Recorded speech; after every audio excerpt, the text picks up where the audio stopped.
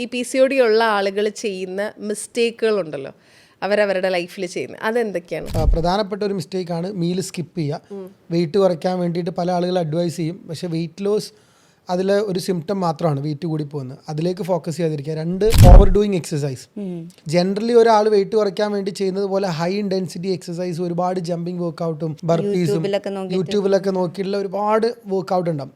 അത് PCOD ഉള്ള ആളുകൾക്ക് അത്രത്തോളം നല്ലതല്ല. മൂന്നാമതൊരു മിസ്റ്റേക്ക് പറയാനാണെങ്കിൽ PCOD ഉള്ള ആളുകൾ ടൈം സ്പെൻഡ് ചെയ്യുന്ന ആളുകൾ, ഇപ്പോൾ ഫോർ എക്സാമ്പിൾ റിലേഷൻഷിപ്പിൽ അവരുടെ ചുറ്റുപാട് അവർക്ക് നെഗറ്റീവ് എനർജി തരുന്ന ആളുകളൊക്കെ ഉണ്ടെന്നുണ്ടെങ്കിൽ അവരുടെ അടുത്തുനിന്ന് കഴിയുന്നത് മാറി നിൽക്കാൻ വേണ്ടി ശ്രമിക്കണം.